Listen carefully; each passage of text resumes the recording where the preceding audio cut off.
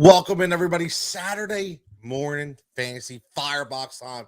I'm your host, Tony Jigsaw Cutillo, joined once again, finally, it's been about 3 weeks. My man, Pittsburgh, John Coker. We got a lot to talk about. Again, powered by Win Daily Sports. You see the sign up on the bottom. Go sign up now. Win Daily Sports, promo code NFL 2021. Get a 6-month gold membership for $100 off. Join the free Discord chat. Let me just tell you, the Discord chat will blow your mind. I'm telling you, people hitting things left and right. I can't even keep up with it. Okay. I'm just going to be honest with you. I can't even keep up with it, but doing big things over there with Daily. So make sure you get into them right now. But it's Saturday. It's another beautiful weekend out. John, I know we haven't talked in a while, but let's just, how you been this first 3 weeks, only 2 weeks of fantasy. So how you been doing so far? What's your highs, your lows? What's going on, buddy? Week 1 was good. Week 2 is correspondingly bad. Week 2 was a tough week. We're chugging along. It's early in the season. I love watching other owners just the sports media, sports followers in general, the overreaction to 1 week or 2 week of NFL. If, what happened in week 1 and week 2, if that happens in week 9 and 10, it's a blip on the screen. But because it's the first 2 weeks, there's always overreaction. So, fantasy leagues, guys getting dropped, swoop in. Look, we're 2 weeks out. How much did all that time and effort in preseason rankings, draft prep, all that stuff, and then 1-2 weeks out of the season, guy could be banged. That's all out the window. All that research, all that off-season prep, all out the window because of 1 or 2 weeks. So, got to be smart about it. Rookies, John. They're rookies, right? It's funny. I said this through my group chat, one of my leagues yesterday. A guy was like, already, I'm trading everybody, get rid of AJ Brown, trade Christian McCaffrey. I'm ready to cut him. This, that, who. I'm like, dude, listen to me. Okay. Just like you said, all the draft preparation that you do is not for 2 weeks of football. Okay. Number one, everybody has to realize this was a very different offseason, just like it was last year. They did practice, but one less preseason game. A lot of guys didn't play. And then you have an extra game this year. So I just told him, listen, wait till about week 7 or 8, and I guarantee you it's going to look completely different. Just give it some time. Give it some time. Now, there are a few guys, though, John, we'll get right into this, who we have to ask who's real and who's not, because certain guys that may not have been on many people's radars. Now, I will say 2 of these guys I specifically mentioned in my offseason takes about. I was very, very concerned about Clyde Edwards-Helaire. People were drafting him too high, in my opinion. I didn't like what he did last year. I was afraid of him this year. And another guy that I was very in on was Marvin Jones Jr. from Jacksonville, only because he's the only veteran receiver out there, and he's already paying dividends for the first 2 weeks. So let's just start with CEH. My opinion, I am fading him 100% until I see something of relevance from Clyde Edwards-Helaire. Big-time costly fumble in a big spot. Mentally could be out. Physically doesn't look all there. The running game is very lacking in Kansas City. But going forward, John, now you're going to like this real fast before I ask you, because you know my hot takes, right? So I was on Sirius a couple weekends ago before the season started, and I predicted that Jerick McKinnon will be the running back 1 by the end of the year in Kansas City. And everybody thought I was nuts. And the only reason why is because I look at him, and I know he's only gotten 2 carries in 2 games, but he is the Andy Reid prototypical running back. If his knees are good and his health is good, I think he could be the guy. But that's the topic for another day. Clyde Edwards-Helaire, what's your take on the situation right there in Kansas City? I mean, it was the same take, like you said, preseason. I was not high on him. He's an explosive player. We know what that Kansas City offense does in general. Until I see something, it's that this is who he is. He's going to get 12, 14, 15 carries. He'll break off an explosive play. Like you said, when McKinnon signed there, I bumped him up on my draft sheets, not to the extent of him taking over the job. So I'm not as crazy as you are, but you do hit on a lot of these more hot takes than you should. You hit on, I will say that. But no, I mean, there is a very real possibility of Jerick McKinnon going into that offense. I mean, that offense just kind of flows differently. Where if you look at what McKinnon might have done in his other spots in San Fran, like he needs to put in work to get this offense to move. You go to Kansas City, it's almost like a walk in the park with Mahomes back there. You know, it's not a heavy running team, but CEH, I mean, I think he is what he is. I was not high on him going into the season. You know, I would have taken him as my number 2 running back, but I'd feel a lot more comfortable as my number 3. And that's kind of where I am with him. And I don't see anything changing. McKinnon will probably eat away at his workload. It has been surprising, though, that he's gotten as much share of the workload as he has through 2 weeks. Because you look back to last year or whatever, it was Damian Williams, it's Darrell Williams, it's Thompson, Darwin Thompson. Yep. So, all these guys kept eating in. The one thing that I will say is he's been getting the bulk of the work so far, but I don't see him doing much for the rest of the year. He'll have a big game or two, kind of like, well, I know he's not on the list of topics, but Tyler Lockett. Go ahead. Let's talk about Tyler If you're believing into the hype of his long touchdown passes, look, he puts them up last year. I think in 2 games, I think he put up like 60% of his stats. Now, don't quote me on that, but it's something ridiculous because he had those 2 huge games. Without those games, he was like a 600-yard receiver. You know what I mean? A 4-touchdown receiver. So that's what he is. He has those splash plays. Think a la Deshaun Jackson a few years ago. You know what I mean? You got to count on that home run ball to deliver stats. So if I have Lockett, I'm selling like crazy.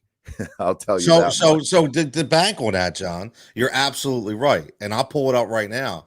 Talk about week 3 in against Dallas, 3 touchdowns. Week 7 at Arizona, 3 touchdowns. Week 17, San Francisco, 2 touchdowns. Guess what? 1, 2, 3, 4, 5, 6, 7, 8, 9, 10, 11, 12, 13 other games with a big goose egg. His fantasy points, again, 9, 12, 28, 3, 4, 38, 3, 4, 6, 12, 2, 6, 5, 4, 3, 21, 4. So there you go. That sounds like my golf score. yeah. Only if I got a handicap. 4, 5, 6, 12.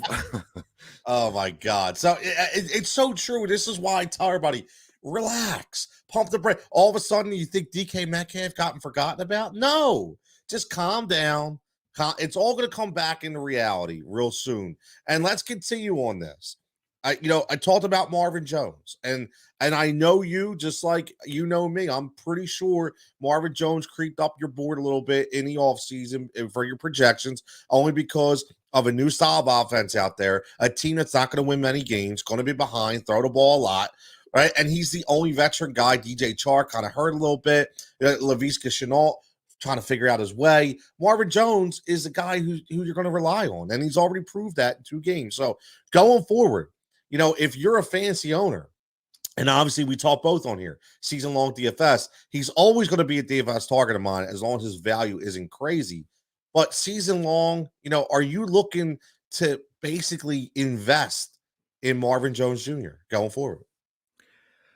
I don't know that I want to invest. However, I have Marvin Jones on a lot of teams because I saw the value there and he was kind of slipping. I mean, I think that Shenault was going before him in a decent amount of leagues, which, I mean, I think he's a good player, but I mean, he's going to get you 3 runs. He's going to be middling and everything. Like, I just didn't see the explosiveness. And look, a rookie quarterback leaning on the old veteran, no matter where Marvin Jones goes, he catches the ball, a big reliable target. So I was thinking that Marvin Jones would be the one there. It scared me off a little bit. Then there was talk about Chark in the doghouse. So then you're looking at, and I mean, this was even in the Etienne, Hyde, Robinson. You look at all these guys, it's new coach. How is this offense going to work? Who is the quarterback going to target? So there were a lot of question marks, but I took the shot on Marvin Jones thinking they're going to be playing from behind. They got to pass the ball, and I like Jones the best. So I'm very happy to hold on him. Am I going after him to count on him as a wide receiver too? No. Do I think he will perform as a wide receiver 3? Yes, but who knows with that offense? Once again, maybe, it's been 2 weeks. So Chark, Chenault, they're still there. He could, Lawrence could build a rapport with either of those guys, as the season progresses. So I'm not necessarily buying, but I think Marvin Jones will keep it up to a wide receiver 3 status. And if you got him, I would hold him. Now this week, looking for a DFS perspective, we got Marvin Jones at 4,900. Now here's where I'm going to give you my take on Marvin Jones this week. So I always look at what he's done week to week. Now he started off as a $3,600 receiver, bumps up, right, the 1,100, big number, right, because they already seen it. Oh, this guy 9 targets. What's he do? 11 targets at 4,700. They bump him up only $200. Now, what I'll tell everybody, my take on this, because again, on Fridays, I host a show called The Alternative Edge, where I look into these scenarios and I base on the prop market and the DFS market and see how the values fluctuate and they correlate together. Him only going up 200 knows exactly what I know, that Jacksonville is going to face an Arizona defense that has been absolutely balling in 2 weeks. And he's going to be out there patrolled by a guy named Budda Baker. So I don't expect Marvin Jones Jr. to have a big game this week like he's had the past 2. I don't expect him to score. And 4,900, John, 5,000. And this is what people need to look at. You're looking at a $5,000 receiver. Okay. Look at who is above and behind him. So would you rather have Marvin Jones at 4,900, or would you rather have Corey Davis at 5,000, or Rondell Moore at 5,000, or, Jacoby Myers at 5,000, or look down at Brandon Ayuk, who we have to talk about too. What the hell's going on there at 4,900? So you have to look at who you would like, but 4,900 for me, John, this week, Marvin Jones Jr., too high for my blood. See, I'm digging that price tag. Are you really?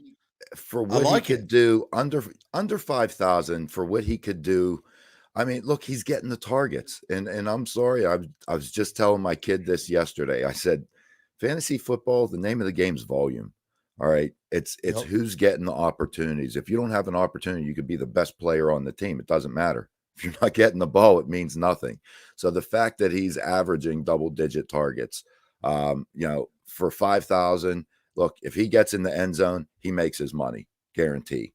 So the fact that he's done it 2 times, and yes, you said the Arizona defense, that Arizona offense is pretty spectacular too. I mean, look at what Kyler Murray's been doing. But you know what? They're going to be playing from behind. They're going to have to throw. I don't think it's going to be 3 and out every single possession. Even if half the possessions go 3 and out, they're still going to somehow muster hopefully 200 yards passing, which I expect 100 to go to Jones. Yeah, I mean, listen, you've always been and always will say, and I completely agree with you, that volume is the name of the game, right? I get it 100%. And you're right. The target share could go to him. And I guess from a season-long standpoint, what I will say is I would look another way if you have a better option.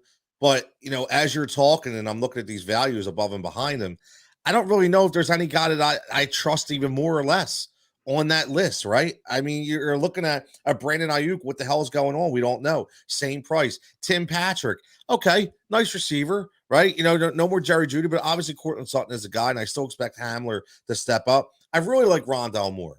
Let's get into that, because right away, John, we have the news comes out that D-Hop is a game time decision. Now, listen, let me just tell you, everybody, that DeAndre Hopkins doesn't miss games.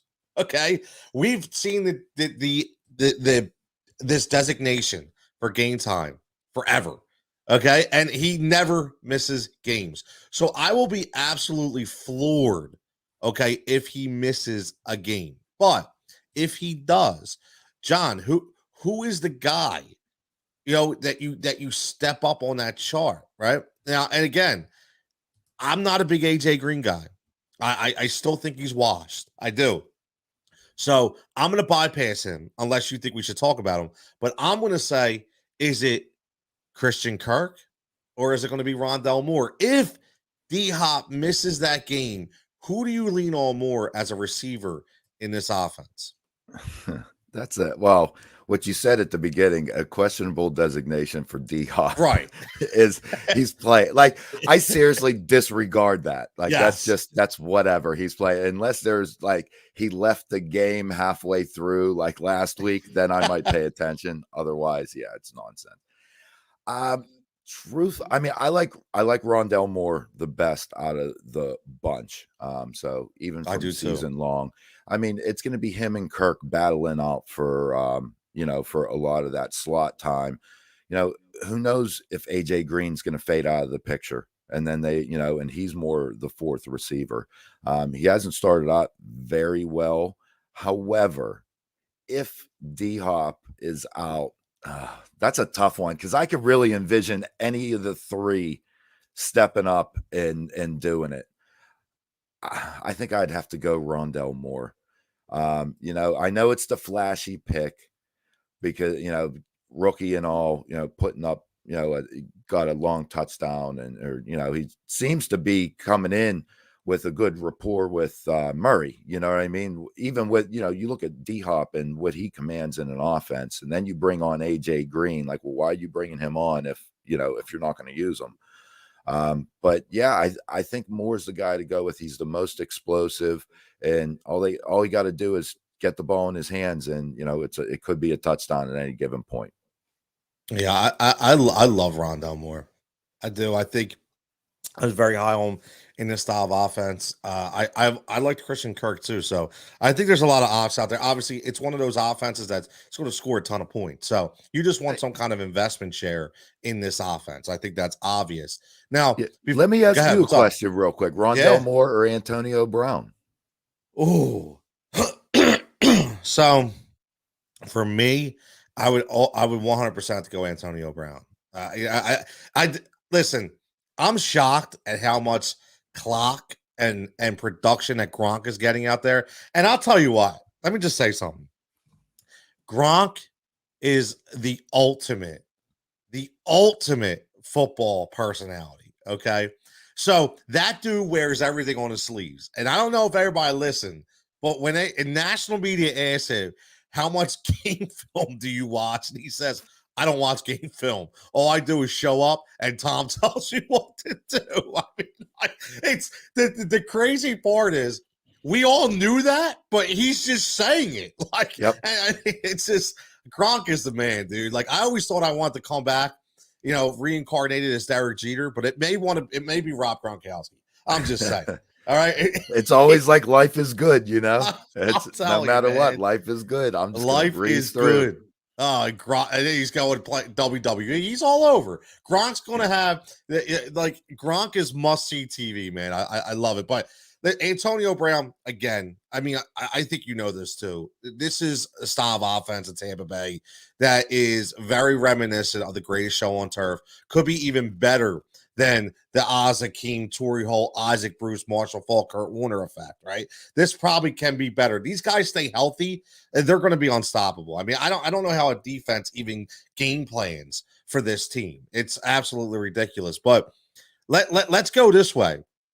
There's two other guys before we break down. We figure we're going to go 45 minutes late, so everybody knows Win Daily Sports, Fantasy Firebox. You see right now, sign up, windailysports.com. See the promo code, NFL 2021. Get that gold membership. I'll tell you now, you're going to get your first month free, or you're going to get $100 off if you sign up for 6 months. You will not be disappointed. I'm telling you that right now.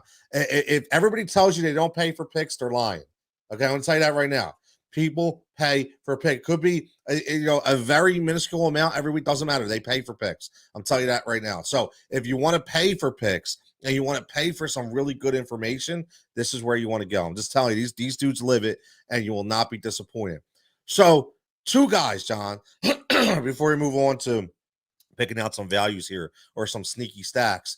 What about Derek Carr and Sterling Shepard? Now, Sterling Shepard, I'm going to pat myself on the back with, okay? Because, again, and I'll continue to say this, and I don't care about the people on Twitter that say, I get tired of everybody pumping up themselves. If I don't tell everybody what I did, who the hell is going to know? And, yes, I am that guy to tell you when I suck and tell you when I don't. It is what it is. I'm fully transparent. John's known me forever. He knows that. Sterling Shepard, was the guy I said was going to be the wide receiver one on the New York Giants in the preseason. He had the rapport with Daniel Jones. I didn't care about the Kenny Galladay signing. I said if Sterling Shepard is healthy, he's the guy. In 2 weeks, John, he's the guy. Right? 2 weeks, 19 targets. He is the guy. Okay, so again, kind of the same question with the Marvin Jones Jr. Just I think this is a better situation going forward. Do you continue to predict that this will continue up with these target shares, or do you think it'll come back down to earth with Kenny Galladay, Darius Slayton, and if Evan Ingram can ever stay healthy? I mean, truthfully, for the foreseeable future, everything I said about Marvin Jones applies to Sterling Shepard. Every single point. The fact that he fell in drafts, the fact that I wasn't sure where the target share was going to go with the Galladay coming on. Slayton was a sneaky good player last year for spurts. Evan Ingram was, not for the past 2 years, but I mean, remember, Evan Ingram was in the top 3 tight end talk, a few years back. So you didn't know if he just had a down year because of injuries, 2 years. Daniel Jones is not a Pro Bowl quarterback. We all know. So there's only so much an offense can do. But, the target share's there. Like you said, Jones has a good connection with them. He's been really the most consistent receiver on the team. And a lot of what Slayton did last year was also when Shepard was out, I believe. So, Shepard, he's going to be the best fantasy receiver on the team. But I don't trust him any more than, wide receiver 3 max. Like, he's not touching the 2 category for me. I don't know, man. I don't know. My man Stoby checking in says Sterling equals free money. Me and Stoby be together Monday and Tuesday night on Win Daily Sports, so make sure you check us out. Filling in for the illustrious Mr. John Jansen, who gets the being in Dallas. Me and him are going to have to talk about that, because if my man Sean Brace is fronting him to be in Dallas, I got to check my role at the Gambler, but that's another story for another day. But Dave, as always, Stoby checking in says Sterling equals free money, and I completely agree. But John, here's where I'm disagreeing with you. I said it, and I have to stick to it, that I felt Sterling Shepard was going to win somebody a Super Bowl. And the reason why I said that is because he is that guy that either dropped completely in drafts or wasn't drafted at all. And if he can continue, which I predicted he will, because the Giants are going to throw the ball a lot, and he's going to be recipient of a lot of off coverages because of the Saquon Barkley effect, I think that he could be that guy that you say wide receiver 3, that he could be a borderline low-end wide receiver 1 and carry a team, only because I look at it this way. If you drafted your team, and we're going to get DFS in a minute, but if you drafted your team and let's just say for all intents and purposes that your receivers on your team are Stephon Diggs and Courtland Sutton, and now all of a sudden your tight end is, you probably got a good tight end. Say you got Darren Waller. Now, all of a sudden, that Shepard guy you picked up off the waiver wire or drafted in the final few rounds of your draft essentially is giving you the same production as your top 2 receivers. Nobody's beating you.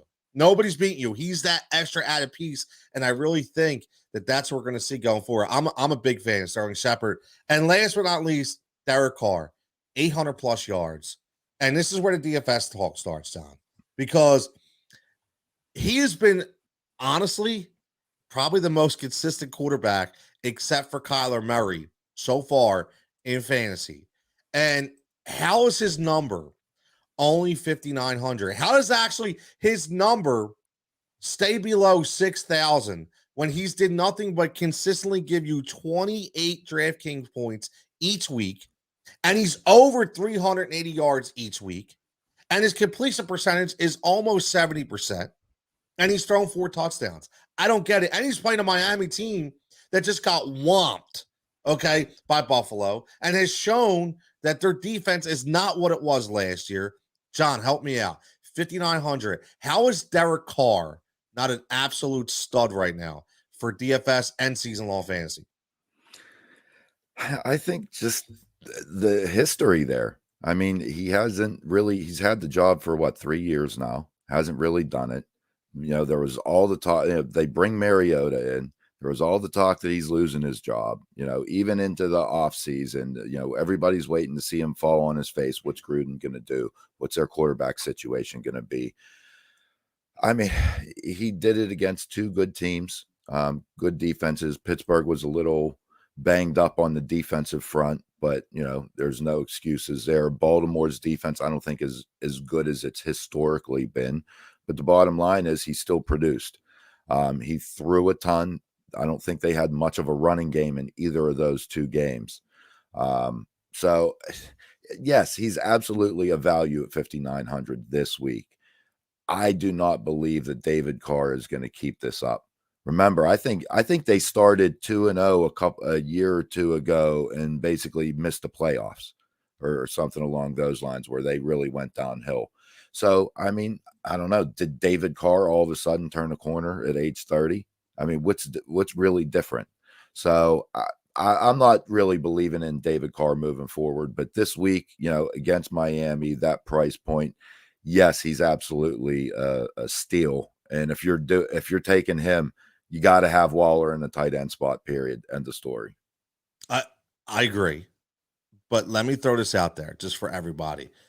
So I'm going to disagree with John here, where he says that it's not going to continue, and I'm going to tell you why. Only reason being is when I do my preseason predictions, I do my own projections. I'm not relying on other people's projections and other people's stats. I do my own analytics. And one of the biggest things I like to look at, obviously, and John knows this, a lot of people, this is no secret, is how did they finish? How did they finish and who did they finish up against? And I looked at Derek Carr last year. And if you take away week 15, which he got injured, so we can't look at that game. Weeks 13, 14, 16, and 17 averaged 30 points per game on a standard fantasy scoring system. 30 points per game.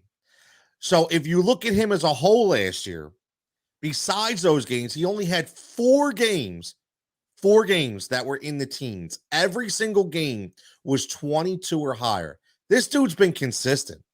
And I'll tell you what, he may have not put up the gaudy numbers that everybody's expecting. Okay. But week to week consistency, in my opinion, I mean, listen, he started off last year 16, 27, 22, 25, 29, 25. Right. So that to me, I've always been under the the theory that I want my starting quarterback in season long to just give me 20. Just give me consistent 20 or more. That's what I want. Derek Carr's been able to do that. So, yeah, I think I'll continue. And like John said, this week, and 5,900, it's a no-brainer to me. It's a no-brainer that you put him in to your lineup for DFS. Now, let's stick to that, John. Let's stick to the quarterbacks.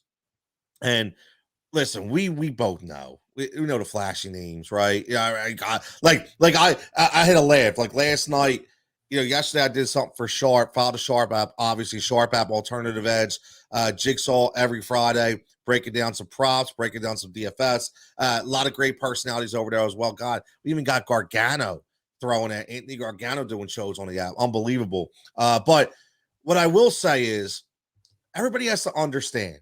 They want to get all, beer muscles and Twitter muscles. Okay. Understand what you're talking about. That's all I'm going to say. So right away, I had somebody come at me and say, "Oh, I'm going Russell Wilson all day."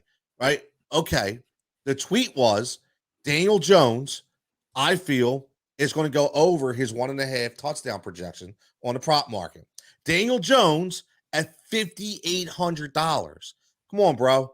I get Russell Wilson is a stud at 7,600. Why would Russell Wilson not predict? Okay, that's not rocket science that you're going to pick Russell Wilson over Minnesota. We are on this show breaking down picks that we feel are going to be value.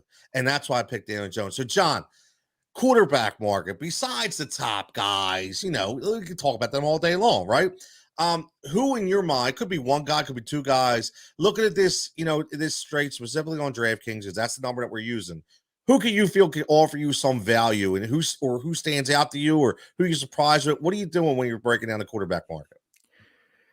Yeah, I mean, it's really a lot of it's. I mean, matchups obviously, gut feel, what's going on with the whole offense. But yeah, I mean, Daniel Jones was one that, look, going up against an Atlanta defense. All right, he runs the ball a little bit, at 5,800. Yeah. I think that's a value. The other one that I like is Teddy Bridgewater. Ooh. Tutty Bridgewater, I should say. Tutty. Tutty Bridgewater. Look, I mean, that offense is doing good. They're up against the Jets defense. I believe, is it the Jets they have this week? Yeah, they're at home Yep. against the Jets. Going up against the Jets. So look, I mean, he hasn't been anything spectacular, but every week he's consistent. He's managing the game. They have another good matchup. And at 5,800, I like Teddy B. You know what's funny? You say about consistency, and that's again, especially when you're talking about your GPP game and you're talking about DFS, is because you can't afford to pick a quarterback as your top guy and give you an 8 to 10 point performance. You already lost. It's over. It's done. But if you can get a consistent guy, if you want to build around a consistent quarterback, not a boomer bust, a consistent guy, Teddy could be that guy. And then you could listen for 5,800. If Teddy's the consistent guy at 21 and 24 points respectively the first 2 weeks, this dude, everything breeds consistency, John. His percentage, 76%, 77%. His attempts, 34-36. His completions, 26-28. How many touchdowns? 2. Right? This dude is completely consistent, and I don't think it's going to change, especially this week against the Jets in the Mile High Air in Denver. He knows how to formulate the offense.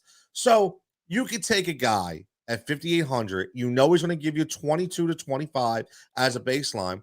And then you save that $1,800 to $2,000 off that top Kyler Murray pick, and you use that for your receivers, your running backs. So I think it's a really good pick. So if we talk about the running backs per se, and we look at some of these values, obviously, Derrick Henry is the top dog at 8,600. Huge, huge number. Dalvin Cook, 8,400.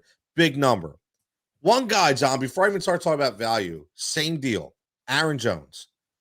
Was Aaron Jones the forgotten man in drafts from the running back position? The only reason why I say that, because everybody was talking about C-Mac, Henry, Kamara, Cook, Eckler, Barkley, what's going to happen with the injury. I didn't hear a lot of Aaron Jones talk. I even heard Nick Chubb more than Aaron Jones, and Aaron Jones is doing exactly what he does every year. He gives you that one explosive game where he scores 3 or 4 touchdowns. He did nothing in week 1, exploded in week 2. What do you think about Aaron Jones? And then also any running back value do you see within the DraftKings slate? Yeah. Aaron Jones, I think he was the one that didn't have any questions is why we didn't really hear about him. That's a good point. All the other ones, it was like, what's going on here? What's going on there? Aaron Jones was just like, all right, I'm stuck in this running back 5 to 10 pack, and everybody else is moving, and I'm just standing still, So I think, that's who Aaron Jones was. Look, at the week 1 Green Bay loss was a shocker. That entire offense, Rodgers not even playing the fourth quarter. I mean, it was a debacle, and you really can't take anything away from it. So you just chalk it up, throw it out, and start fresh like it never happened.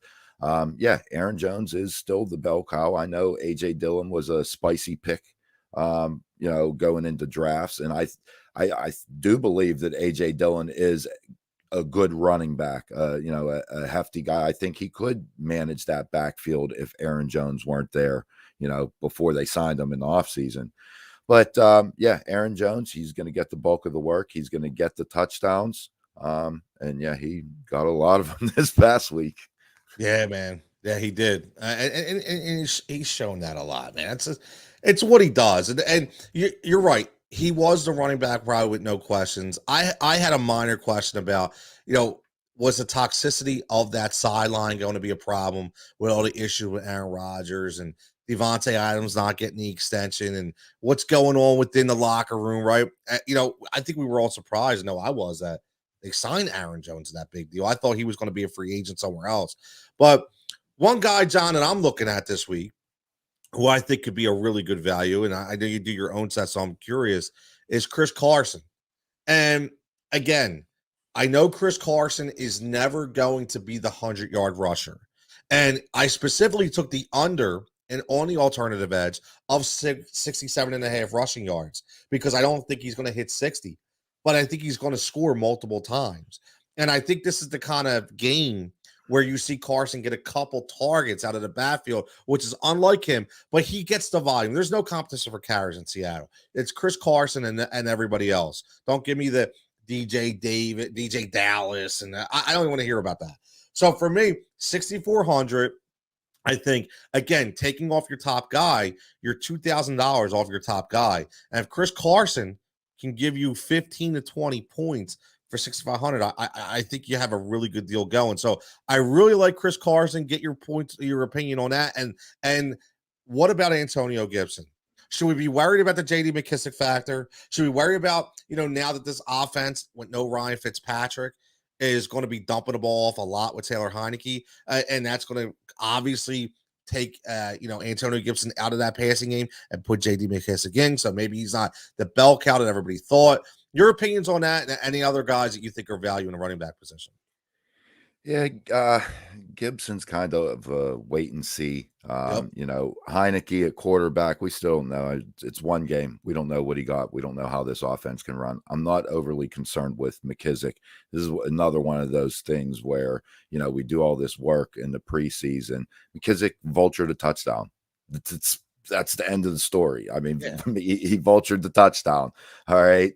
So I'm not overly concerned with that. But was Gibson's touchdown rate from last year, was that inflated? Probably. Wasn't really believing he would. I mean, he was scoring in every game in the second half of last year, I believe. So, I'm not overly concerned. Is he going to deliver a top 10 year that some were hoping for, as a big breakout candidate? I don't know about that, but I'm holding, and I think he'll still get at least 8 touchdowns on the year.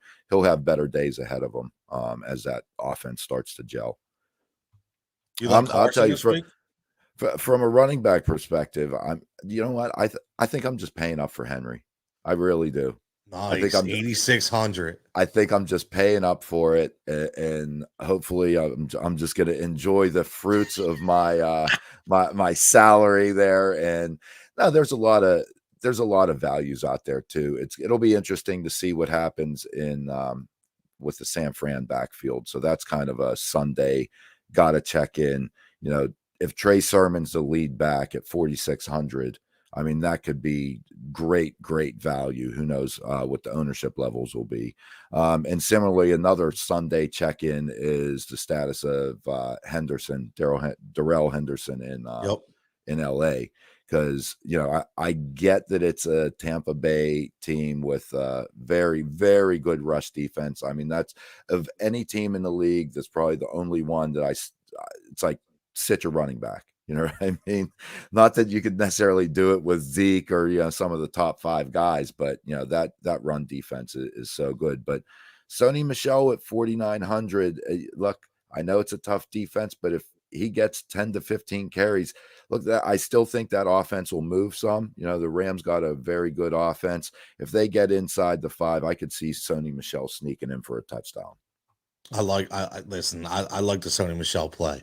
I do. One guy that I'm going to mention before we move on to receivers is a Philly connection. And obviously you see with the Garb in the back, see him a Philly guy, right? Phillies are going for that division, could make the playoffs. MV3 in Bryce Harper. I love it. Kenneth Gainwell, another guy that we talked about in the preseason, wondering what his role was going to be, but understanding it in a Nick Sirianni style of offense, he was going to be included. And that is exactly what he's done. Okay, 15 carries in 2 weeks, 6 targets in 2 weeks. But every single week, I love this phrase that I created, positive point production. Kenneth Gainwell is in positive point production every single week. This is Monday night against Dallas. A lot of points are going to be scored. I'm telling you that right now. This is going to be one of those games where there's going to be a ton of points scored on both sides. Both defenses are hurting. Now, the only thing that Dallas has that we don't have is they have a studly linebacker core, but their line is hurt.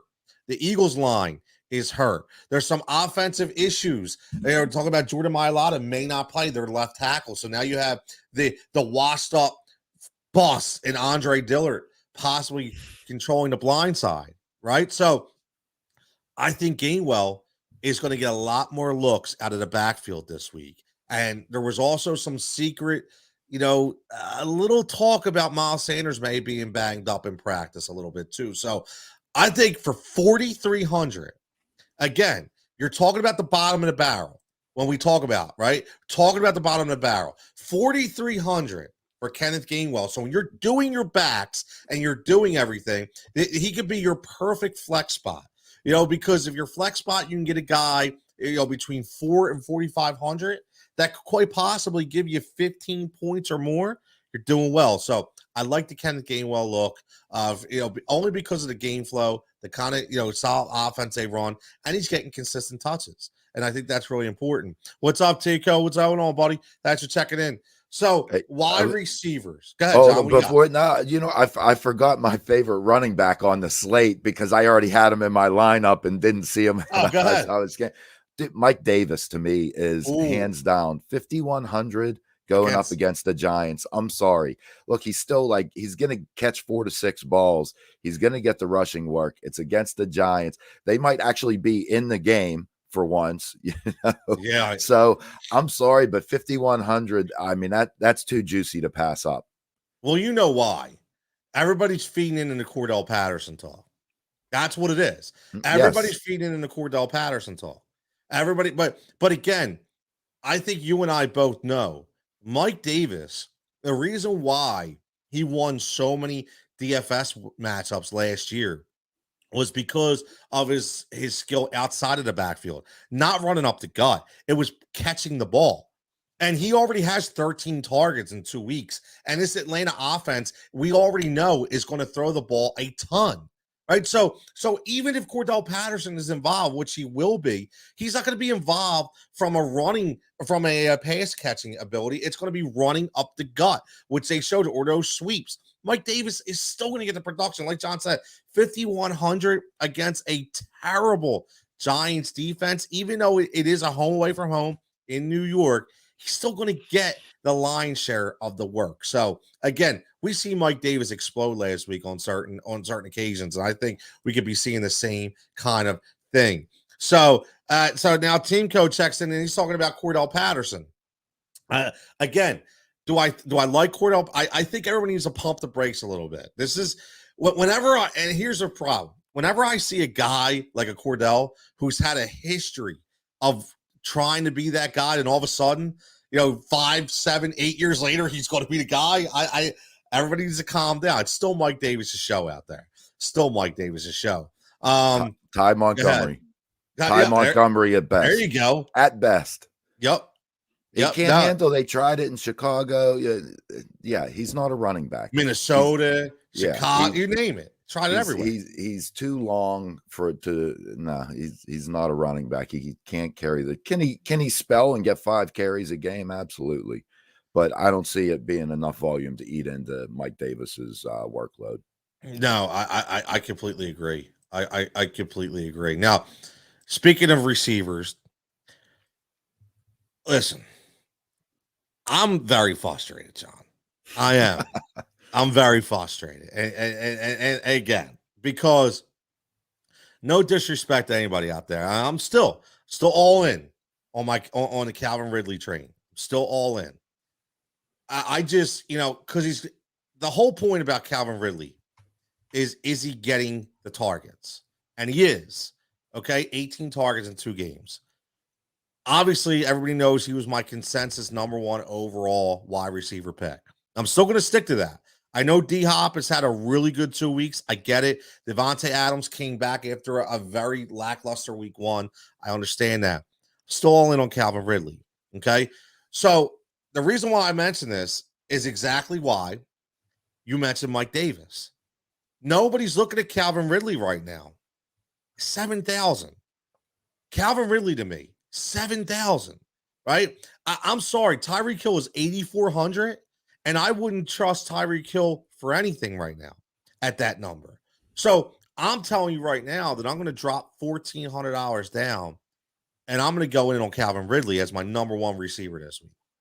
And this is specifically for DFS. When I'm going through this, I'm looking at that. There's 2 guys that I'm looking at right now, John. I'm taking Calvin Ridley's a value because I don't think he should be 7,000. I think he should be 8,000. He should be up there with D-Hop and Adams and Hill, and he's not. So I'm going in on him. The other guy is the red zone darling, Mr. Adam Thielen, who all he does is catch touchdowns now in Minnesota, which I absolutely love. 6,700 against Seattle, who is no more Legion of Boom. The defense is not what it used to be. Everybody's still basing their stats off of 7 years ago. It's not there. Adam Thielen is going to score again this week, and it's 6,700, John. I think he's a steal at that price. So what you got in the wide receiver market? Well, look, until further notice, I can't quit Keenan Allen. Can't quit him. You love Keenan Allen, man. Can't quit him. I mean, look, even was it Herbert? All right, look, I watched some of his highlights. I watched his game. I mean, that kid, he is going to be a great NFL quarterback for years to come. And Keenan Allen is his target, and they want to throw the ball. I'm sorry, at 6,600, I'm still going Keenan Allen. And for the volume that Cooper Kupp's been getting, I like him at 6,800. So like those are on the more high end, I guess. Looking at cheap options, and once again, there's always got to check injury reports. But if Cooper is out, Cedric Wilson at 3,800. Granted it's a Monday night contest. That could be a little sneaky there. All right, for 3,800, he could sneak some points in there. Same thing. I believe Antonio Brown is going to be out because COVID restrictions, and he's not going to have enough time to recover. So Scotty Miller, 3,100. Sneaky play. Anytime he slides into that wide third receiver on the team, he's a sneaky play. So I beat me up, Scotty. Beat me up, Scotty. Yep. And then my last guy, he just keeps doing it. Number 3 receiver, third, even truthfully, like the third target option on the Minnesota Vikings, KJ Osborne. All right, 3,500, 15 targets through 2 weeks. Like this guy, you got to remember. Irv Smith, who would have garnered, I think, a lot of the attention, he's out for the year. And Osborne kind of slid into that, third pass catch option that used to be a Rudolph or used to be an Irv Smith. So I see KJ Osborne continuing to put up some sneaky numbers as, Kirky Cousins tosses the ball around. They're not going to doesn't appear that Minnesota is going to be all that good of a team. So I could see them slinging the rock a lot. I like that pick, and that's a name John Jansen brought up with me this week. He brought up the same thing. It's Toby Checker says it takes a few weeks for Arthur Smith's concepts to take hold of that offense. This should be the week that Ridley is able to go off. Listen, Stoby, I hope you're right, because from what I see in 2 weeks, Arthur Smith is a stiff. He shouldn't be. I'm sorry. I don't like any of his calls. I don't like the way he patrols the sideline. Sean Brate's going to kill me. The body language of Arthur Smith just breeds, I can't coach in the NFL. Okay, so listen, I could be dead wrong, but that's what I see. But Trevor, what's up, Trevor? Checking in. East Coast Gridiron, another great podcast out there. Check them out. What's up, boys? What's good? ECG, my boys checking in. John, you brought up Osborne. I love it because I love these sneaky value plays. What about my man Zacchaeus? Okay, or Zacchaeus. Okay, from Atlanta. Russell Gage out, so he automatically steps up into that number 2 role. I know you still have Kyle Pitts out there; they use him a lot, but Zacchaeus is a speed guy, and if we're talking about a game with Matty Ice attacking a pretty inferior giant secondary, this could be a game where Zacchaeus can make some, if Stoby's right and Arthur Smith finally gets his offense rolling this week, Zacchaeus could be a decent pick at 3,500. Now, you can even go deeper and deeper. I'm going to give you a guy who I really like. It's going to go with the Herbert connection. It's going to go with the Charger connection. I'm going to go with my man Jalen Guyton. Jalen Guyton is one of those guys that all he needs is one play to, in a low ownership kind of value at 3,200 to give you that top spot. And I think this is the week. This week is the play. I took the over on 23.5 receiving yards. I look at this game. It's going to be a shootout. You've seen the game between Kansas City and Baltimore. I think both these teams are going to absolutely ball out on Sunday. And I think this is definitely the game where Guyton gets loose one time, gives you that 25, 30-yard touchdown, and Herbert really explodes. So, again, these are really low-risk, high-reward picks at the receiver position. 3,200, okay? 3,200 is very, very, very low. Now, John, before we get out of here, so hold on. We got some questions here. Tony, help my lineup. I'm out. 0-2. All right, Trevor, I'll get to you. I promise. Absolutely. It's the 12 personnel sets. Give it a little more time. Okay, Stobie's a Smith guy, Arthur Smith guy. Okay, I got you. Tinko's talking about Najee Harris. That's a Pittsburgh John guy, right? We know all about that right there. But John, last things before we get out of here is this could be anything, right? When you look at, is there one game that you're zoning in on from a DFS perspective? Is there one stack that maybe we could put together that maybe people aren't really looking at? Won that game. Is there a game that you think is going to be complete fireworks when we talk about value, when we talk about production, and we talk about just a lot of points being scored? I mean, truthfully, I think it's going to be the Monday nighter, Philly and Dallas. Yeah, I'm with you. That's going to be the shootout. I have to keep talking myself out of not starting Jalen Hurts. Oh, come on. Josh Allen or Jalen Hurts, who do you start? Ooh. Exactly. Well, that's tough, man. That's tough. Week 3, you don't bench the number 2 quarterback, for no good reason. So yeah, that's my dilemma, and I keep wanting to put Hurts in the lineup, but I don't know. So that I see that as being really the fireworks game. The other game, what I really want to see is Green Bay San Fran, which kind of is like maybe a snooze fest, but I want to see if one of these two teams can step up and be a juggernaut, and really deliver. Yeah. San Fran has been very, very interesting. I still don't know what's going on with Brandon Ayuk.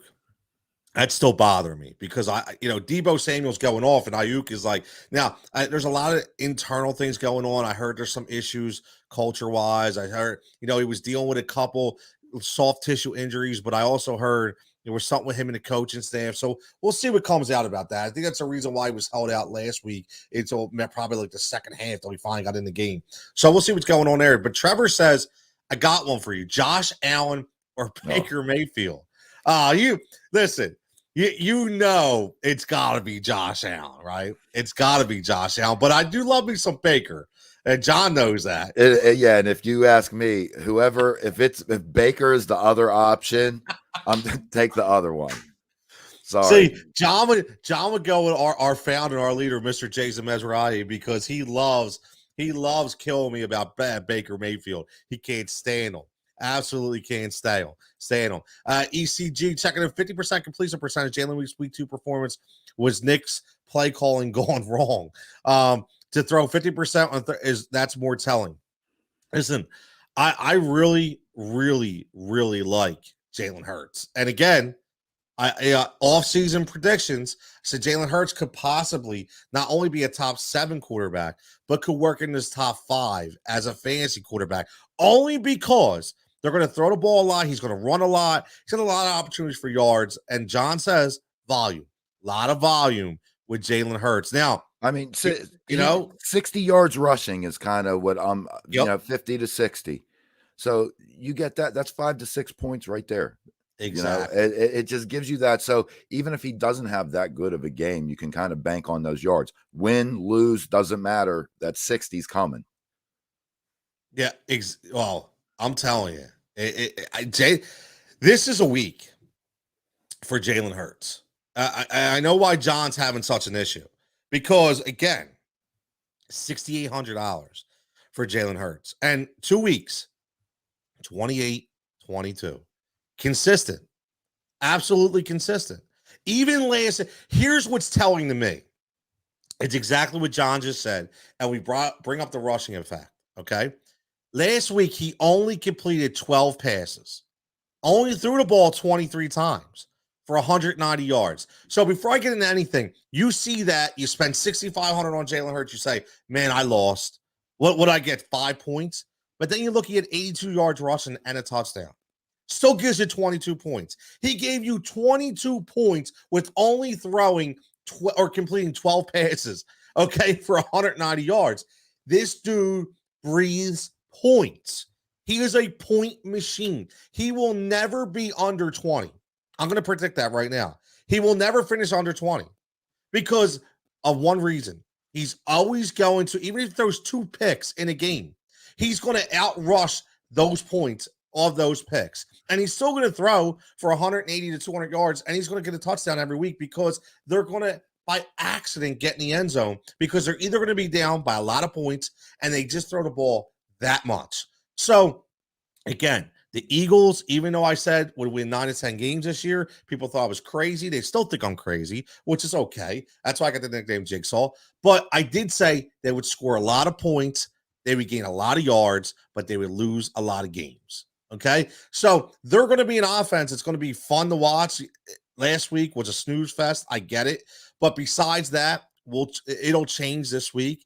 Like John said, there's going to be a ton of points scored in this game. So real fast, we got 2 minutes before we get out of here. If we look at this game, John, let's look at this game real fast. And, because this is the game that I feel and you feel is going to be explosive. If you were going to do, a sneaky stack in this game, and obviously the stack would always be led by Prescott or Hurts, and we'll go each team respectively. I'll tell you what, I'll take this silent stack, okay, of Jalen Hurts, and I'll throw Gainwell in there. I'm just going to stick with Gainwell at 4,300. And then what I'll do is I'll go to the top receiver in Devontae Smith, okay, for 5,300. Because I think, again, look at those points. 53 and 43, you're only 9,600. And then you add Jalen Hurts in the equation. You're talking about $16,000 at 3 players in one of the most highest scoring games of the week. So I like that. I don't know about you. What do you got for the Monday night game? No, I like that a lot. I mean, I don't know if you're talking about the showdown mode or whatever. I like either quarterback. Yeah, if I'm going Hurts, truthfully, you almost don't even need to stack a receiver with him because that 190 yards that he had gets spread, and yep. You could take a flyer on the cheap guy. But Smith would be the wide receiver I'd pair with him. On the flip side, if Cooper is out, I love CeeDee Lamb. Yes. This week. Cooper plays. I'm really not a CeeDee Lamb guy. I like Cooper a lot better, but like I said, if Cooper's out, I like CeeDee. I already talked about Cedric Wilson's a sneaky play if Cooper is out. So yeah, and I mean, sorry, but I actually I don't know what the prices are on Pollard and Zeke. I like Pollard's sitting right now at 5,700. Okay. And Zeke is at 6,400. Yeah, I'm still going Zeke. I know Pollard's looked the better back, but I'm still going with Zeke. 2 weeks into the season, I can't all of a sudden say, oh, the number 2 running back's now the number 1 when you're talking about a top 5 potential overall pick. Right. Yeah. And that's what we talked about earlier. We all know that. Honestly, I think either one of those guys, depending on how you put, if we're talking showdown lineups, I mean, obviously me and Stobie will talk about that on Monday on Win Daily. But if you're talking about that, either one of those guys is probably going to be serviceable because if it's going to be a game script like we think of all these points scored, it's going to be one of those shots where either one of those guys is going to be productive. Another guy I'll say before I get out of here is because the Eagles have had a lot of inabilities covering tight ends on the opposing team. This could be one of those games where either a Dalton Schultz or a Blake Jarwin, okay, could add, a red zone target here or there, 5 catches, 30 yards and a touchdown for 30,000, 3,300. I mean, you kind of can't beat that at all. So, and now, the last thing I'll say about the tight end, we still don't know, Zach Ertz, on the COVID-19 list. We don't know if he's going to be cleared or not. But if he is, $3,400, Zach Ertz, that's cheap. And I know there hasn't been a lot of talk about Zach Ertz being, but again, on a Monday night stage at 3,400, could be one of those secret value plays. So we shall see. But man, as always, John, this was fantastic. Saturday morning, we got an hour. We were going to go 45, but we got a little long-winded like we always do. A couple things, which is all good. Hit a lot of things. Thanks for everybody checking in as always. Trevor, I will check your message when I'm done. And I also see East Coast Gridiron gave us a message. We'll check Tony and John. Hit us up on Facebook so we can get our sponsor to send you an all Philly sports poster and Steelers poster. All right, my man. Yeah, I like that. Definitely throw that up, man. For real. We'll definitely send you a message, man. I appreciate that. But as always, everybody enjoy the rest of your day. It's Saturday. Get out, enjoy the weather. Sunday, fantastic football day. Make sure you're checking out Win Daily Sports. I know my man Sticks will be going live at 11 tomorrow, take you up to game time. But as always, at Cutillo 23, at PGH John 36, for Tony, for John, for Win Daily, everybody stay blessed, stay safe, and we'll see you next.